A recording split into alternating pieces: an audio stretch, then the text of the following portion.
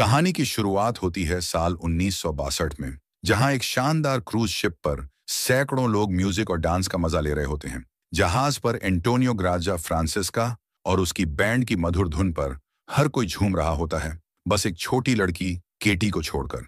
एक waiter notice करता है कि केटी अपने खिलौने से "मैं बोर हो रही हूं" लिख रही है। तभी जहाज का कैप्टन उसे देखता है और मुस्कुराते हुए डांस के लिए बुला लेता है। संगीत और खुशियों के बीच किसी को अंदाजा नहीं होता कि ऊपर कोई रहस्यमयी इंसान धीरे धीरे एक लीवर खींच रहा है। कुछ ही सेकंड में वो तार खुलने लगती है और तेजी से घूमते हुए डांस फ्लोर पर आ गिरती है। पल भर में पूरा नजारा खून से भर जाता है। सब लोग कमर के ऊपर से कट जाते हैं। पूरा हॉल सन्नाटे में डूब जाता है, लेकिन केटी बच जाती है क्योंकि उसकी हाइट छोटी होती है और वो उस तार से बच जाती है। 40 साल बाद एक सल्वेज टीम पुराने टूटे हुए जहाज को समंदर से बाहर निकालने की कोशिश कर रही होती है। जहाज में बहुत ज्यादा पानी भर चुका होता है, जिससे उसे खींचना मुश्किल हो जाता है। एप्स नीचे उतरकर जहाज का हाल देखती है और पता चलता है कि उसमें एक बड़ा छेद हो गया है जो 5 मिनट में पूरे जहाज को डुबो सकता है। कैप्टन मर्फी कहता है कि इसे छोड़ दो, लेकिन एप्स रुककर उसे ठीक करने का फैसला करती है। मर और डॉज उसकी मदद करते हैं और मिलकर वेल्डिंग से उस छेद को बंद कर देते हैं। उनकी मेहनत रंग लाती है और टीम अपनी सफलता और इनाम का जश्न मनाती है। तभी एक पायलट जैक फेरीमैन उनसे मिलने आता है। वो बताता है कि उसने पिछले महीने बेयरिंग सी में एक अजीब सा जहाज देखा था, बहुत पुराना, पर अभी भी तैर रहा था। उसने कई बार रेडियो पर संपर्क करने की कोशिश की, लेकिन कोई जवाब नहीं मिला। अब वो चाहता है कि ये टीम उस रहस्यमयी जहाज की जांच करे। अगली सुबह टीम निकल पड़ती है। पूरा दिन बीत जाता है, लेकिन उन्हें कुछ नहीं मिलता। शाम होते होते सैंटोस को कुछ अजीब सा दिखाई देता है और वो जल्दी से मर्फी को बुलाता है, लेकिन जब तक वो आता है वो जहाज गायब हो जाता है। मर्फी को लगता है कि सैंटोस को शायद भ्रम हुआ है, पर तभी रडार पर वही चीज बार बार दिखने और गायब होने लगती है। एप्स भी कंट्रोल रूम में आ जाती है और सब मिलकर स्क्रीन पर ध्यान से देखते हैं।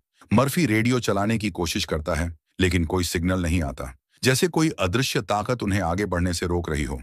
अचानक उनके सामने एक बहुत बड़ा जहाज प्रकट हो जाता है। सैंटोस को अपनी बोट तुरंत रोकनी पड़ती है। वो पूरी तरह टक्कर से तो बचा लेता है, लेकिन बोट का अगला हिस्सा उस विशाल जहाज से टकरा जाता है, जिससे इंजन खराब हो जाता है।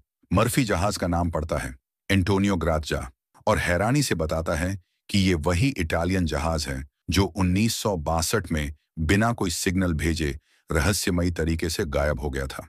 हर कैप्टन का सपना था इसे ढूंढना। टीम तुरंत फैसला करती है कि आधे लोग जहाज पर चढ़कर जांच करेंगे और बाकी आधे लोग उनकी बोट पर रहकर नजर रखेंगे।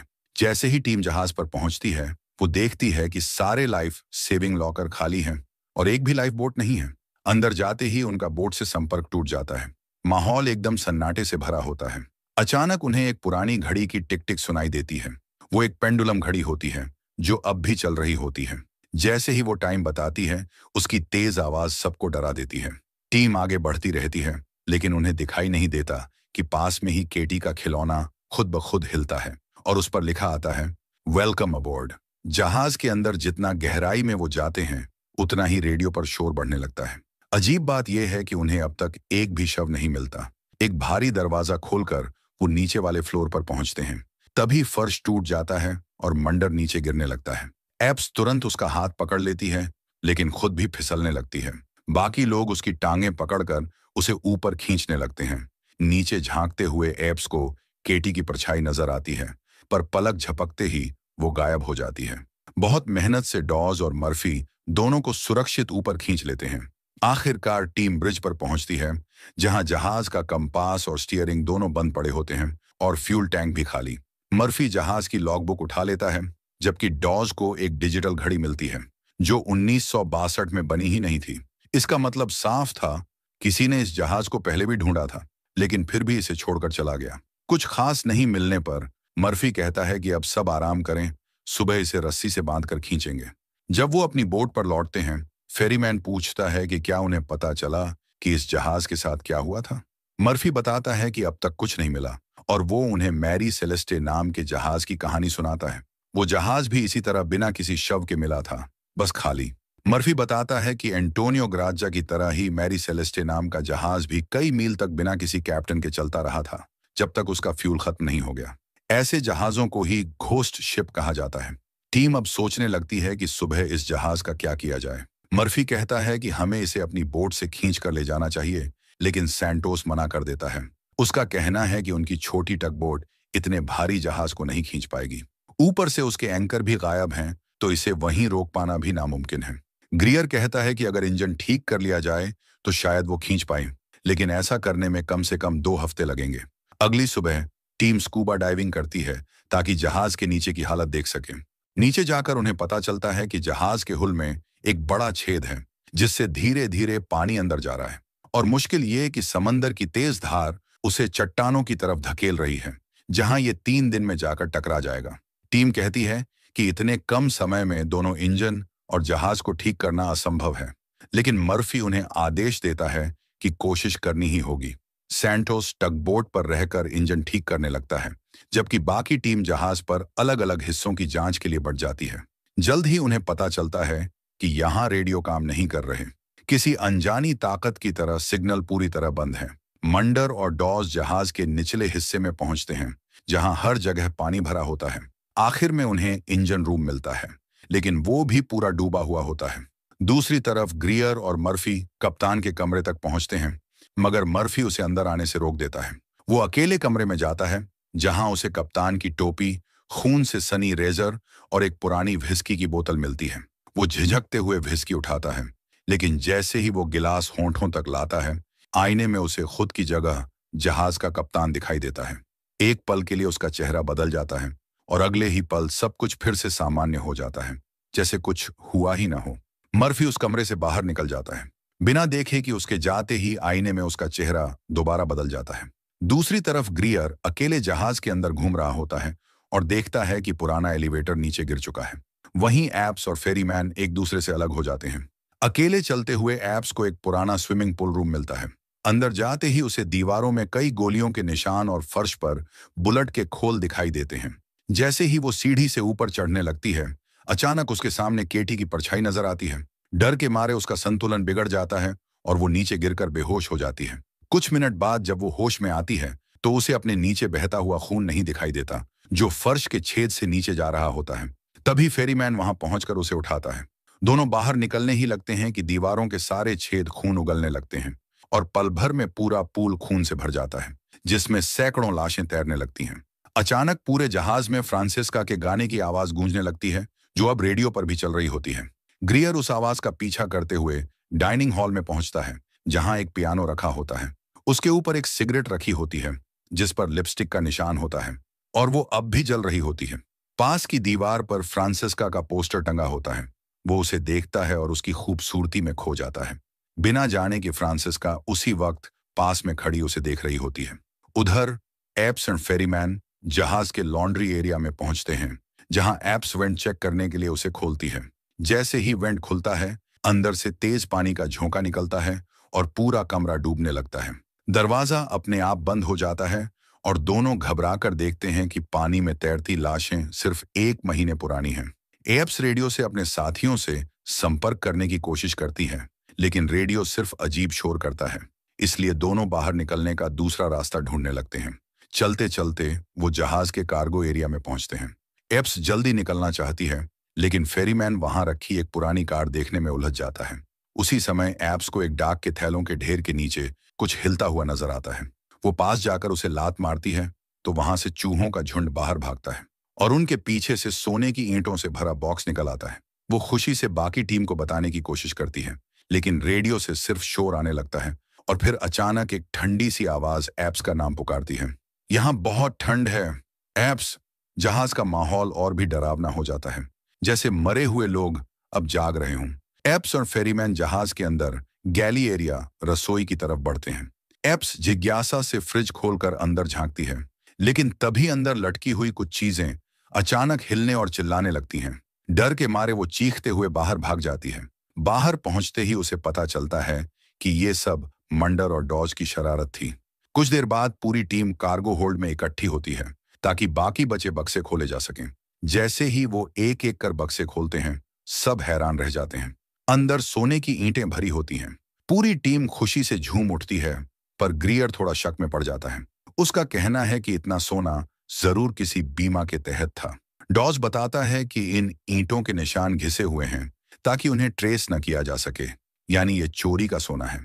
मंडर कहता है कि इससे शायद 1962 की घटना समझ आती है, लेकिन हमें तो अब नई लाशें भी मिली हैं।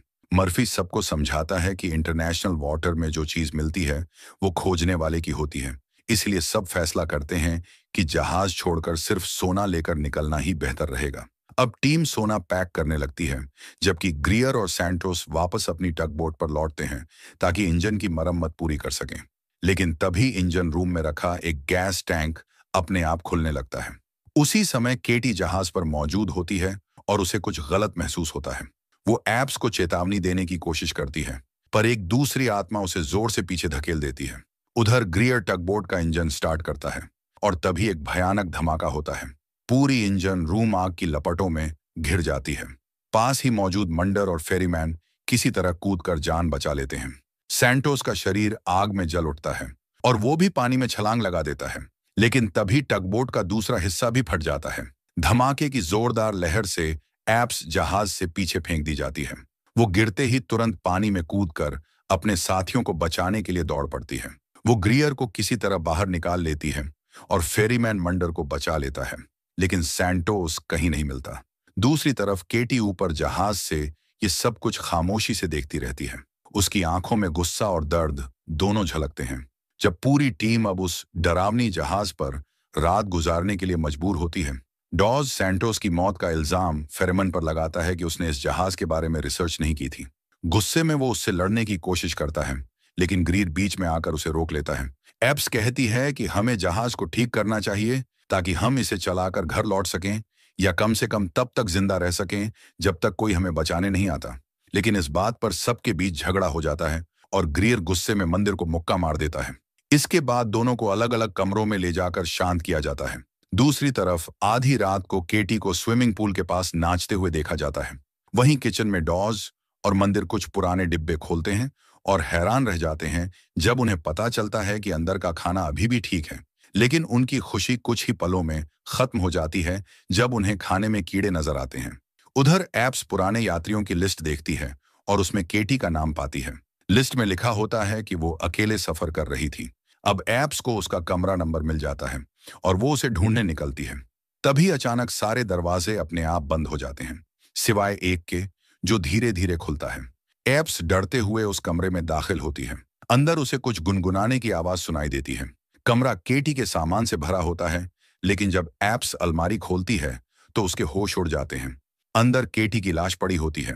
थोड़ी देर बाद एप्स को उसके शरीर से एक लॉकेट मिलता है जिसमें केटी के माता पिता की तस्वीरें होती हैं। तभी केटी का भूत उसके पास आता है और कहता है, इसे बंद मत करो, मैंने उन्हें सालों से नहीं देखा। एप्स उसे लॉकेट लौटाने की कोशिश करती है, लेकिन वो केटी के हाथ के आर पार चला जाता है और एप्स समझ जाती है कि वो सच में एक भूत है। केटी उसे बताती है कि यहाँ सबकी आत्माएं फंसी हुई हैं और जब वो अपनी आत्माओं की गिनती पूरी कर लेगा तो सबकी आत्माएं निगल ली जाएंगी। एप्स घबराकर पूछने की कोशिश करती है कि वो कौन है, लेकिन तभी कमरे की छत पर खून फैलने लगता है और केटी डरते हुए कहती है, वो नहीं चाहता कि हम बात करें। केटी एप्स से कहती है कि जितनी जल्दी हो सके यहाँ से भाग जाओ, नहीं तो बहुत देर हो जाएगी। ये कहकर वो चीखते हुए अचानक गायब हो जाती है। उधर डाइनिंग हॉल में ग्रीर अकेले बैठा अपनी मंगेतर की तस्वीर देखता हुआ शराब पी रहा होता है। कुछ देर बाद जब वो उठने की सोचता है, तभी अचानक कमरे की सारी लाइटें जल उठती हैं और टूटी हुई चीजें अपने आप ठीक होने लगती हैं। कुछ ही पलों में पूरा हॉल बिल्कुल नया और चमकदार दिखने लगता है। पुराने मेहमानों की आत्माएं भी वहां प्रकट होकर तालियां बजाने लगती हैं। तभी फ्रांसिस्का उसके पास आती है और उसके गाल पर हल्का सा किस करती है। ग्रीर समझ जाता है कि ये सब असली नहीं है, इसलिए उसे लगता है कि अगर वो उसे किस करे तो ये धोखा नहीं माना जाएगा। वो फ्रांसिस्का को होंठों पर किस करता है। फ्रांसिस्का मुस्कुराते हुए धीरे धीरे चलती है और अपना गाउन खोलने लगती है, जैसे उसे बुला रही हो। ग्रीर भी उसके पीछे पीछे जाता है और जब वह लिफ्ट के दरवाजे के पास पूरी तरह नग्न खड़ी होती है तो ग्रीर उसके पास पहुंचकर उसे छूने की कोशिश करता है, लेकिन उसका हाथ उसके शरीर के आर पार चला जाता है और ग्रीर सीधा नीचे लिफ्ट शाफ्ट में गिर जाता है, जिससे उसकी मौके पर ही मौत हो जाती है। फ्रांसिस्का का चेहरा अचानक राक्षसी रूप में बदल जाता है और वह डरावनी हंसी हंसती है। दूसरी तरफ कप्तान के कमरे में मर्फी शराब पीते पीते सो जाता है। कुछ देर बाद बोतल अपने आप हिलने लगती है और वह चौंक कर उठता है। उसके सामने पुराना कप्तान खड़ा होता है और उसे एक और ड्रिंक ऑफर करता है। साथ ही वो मर्फी को एक नोटबुक देता है जिसमें लॉरेलाई नाम की जहाज की तस्वीरें होती हैं। वही जहाज जिसे मर्फी ने उस वक्त बचाया था जब एंटोनिया ग्राजा गायब हुई थी। तस्वीरों में वही सोने के बक्से नजर आते हैं जो अब इस जहाज पर हैं। मर्फी कहता है कि लॉरेलाई में कोई भी जिंदा नहीं बचा था, लेकिन कप्तान उसे सही करता है और एक तस्वीर दिखाता है जिसमें एकमात्र जिंदा बचे इंसान को देखा जा सकता है। और उसे देखकर मर्फी के होश उड़ जाते हैं। डरे हुए मर्फी बाकी लोगों को ढूंढने निकलता है। जब वो स्विमिंग पूल वाले कमरे में पहुंचता है तो उसे सैंटोस का भूत दिखता है। वो भागने की कोशिश करता है, लेकिन सैंटोस बार बार उसके सामने आकर कहता है, मेरी मौत की वजह तुम हो। तभी एप्स और फेरेमन वहां पहुंचते हैं और मर्फी को शांत करने की कोशिश करते हैं, लेकिन मर्फी की नजर में अब दोनों ही सैंटोस नजर आने लगते हैं। मर्फी को लगता है कि एप्स और फेरेमन उस पर हमला करने वाले हैं, इसलिए वो पहले ही हमला कर देता है और एप्स को जोर से एक खंभे से धक्का मार देता है। एप्स खुद को बचाने की कोशिश करती है, लेकिन वो अपने कप्तान को चोट नहीं पहुंचाना चाहती। मर्फी बार बार उस पर हमला करता है, जिससे एप्स मजबूर होकर पास रखी किसी चीज से उसके सिर पर मारती है और उसे पीछे धकेल देती है। मगर मर्फी रुकता नहीं, वो फिर से हमला करने आता है, इसलिए एप्स को उसकी टांग में छुरा घोंपना पड़ता है। गुस्से में मर्फी उसे मारने ही वाला होता है कि तभी फेरेमन पीछे से उसके सिर पर वार करता है और उसे बेहोश कर देता है। इसके बाद बाकी क्रू सदस्य सब एक साथ इकट्ठे होते हैं और मर्फी को सबकी सुरक्षा के लिए एक्वेरियम रूम में बंद कर देते हैं। अब उन्हें बस ग्रीर को ढूंढना है। सुबह होते होते भी उन्हें ग्रीर का कोई पता नहीं मिलता। सब मिलकर तय करते हैं कि जहाज को ठीक करने की योजना पर काम जारी रखें। मंडर, डॉज और एप्स इंजन रूम में जाकर गोता लगाते हैं। वे दरवाजे को उड़ाकर अंदर पहुंचते हैं और वहां बड़ा सा छेद देखते हैं। काफी मेहनत के बाद वे उस छेद को बंद कर देते हैं। फिर वे पाइप और पंप लगाकर जहाज के अंदर का पानी निकालना शुरू करते हैं। इसमें वक्त तो लगेगा, लेकिन अब कंपास और स्टीयरिंग फिर से काम करने लगते हैं। अगर वे पानी के बहाव पर कंट्रोल बनाए रखें तो जहाज को चट्टानों से टकराने से बचाया जा सकता है। इसके बाद एप्स एक बार फिर ग्रीयर को ढूंढने निकलती है। तभी केटी प्रकट होती है और उसे रास्ता दिखाती है। एप्स जब वहां पहुंचती है तो उसे ग्रीर की लाश मिलती है और वो टूट जाती है। केटी उसका कंधा छूती है और उसे पुराने वक्त की यादों में ले जाती है जब लॉरेलाई जहाज मिला था। एप्स देखती है कि उस समय सोने के लालच में कैसे यात्रियों और क्रू ने एक दूसरे को मारना शुरू कर दिया था। लालच, डर और खून से पूरा जहाज भर गया था। इंसानों ने ही केटी को उसके कमरे में ले जाकर मार डाला था। और जब आखिरी बचे कुछ लोग सोने के बक्सों तक पहुंचे तो फ्रांसिस्का ने उनके लीडर को बहकाया ताकि वो अपने ही साथियों को मार दें। लेकिन जैसे ही उसने सबको मार दिया, फ्रांसिस्का ने उसी लीडर को भी सिर में गोली मार दी। उसे पता नहीं था कि अभी भी एक आखिरी आदमी जिंदा है। यादों में दिखता है कि वो आखिरी आदमी फ्रांसिस्का को धोखा देता है। पहले वो उसे किस करता है और फिर लोहे के हुक से बेरहमी से मार डालता है। फिर वो उसके हाथ पर एक अजीब निशान बनाता है। ये सब देखकर एप्स के होश उड़ जाते हैं, क्योंकि अब उसे समझ आता है कि वो आदमी और कोई नहीं बल्कि फेरेमन है। ये याद आते ही एप्स तेजी से दौड़कर एक्वेरियम रूम की ओर भागती है, जहां फेरेमन को मर्फी की देखरेख करनी थी। लेकिन जब वो वहां पहुंचती है तो बहुत देर हो चुकी होती है। मर्फी मर चुका होता है। एप्स गौस्से और दर्द में बार बार कांच पर मुक्के मारती है, फिर टूटकर वहीं गिर जाती है। इधर इंजन रूम में पाइप बंद हो जाने से पानी रुक जाता है। मंडर उसे ठीक करने के लिए नीचे गोता लगाता है, जबकि डॉज जहाज के ब्रिज पर जाकर कंट्रोल संभालता है। तभी एप्स वहां पहुंचती है और उसे मर्फी की मौत के बारे में बताना चाहती है, लेकिन तभी फेरेमन भी कमरे में आ जाता है। एप्स तुरंत बात बदल देती है और कहती है कि हमें अभी के अभी जहाज छोड़ देना चाहिए। वो नीचे जाकर रास्ता देखने का जिम्मा लेती है और डॉज से कहती है कि वो और फेरेमन एक दूसरे पर नजर रखें।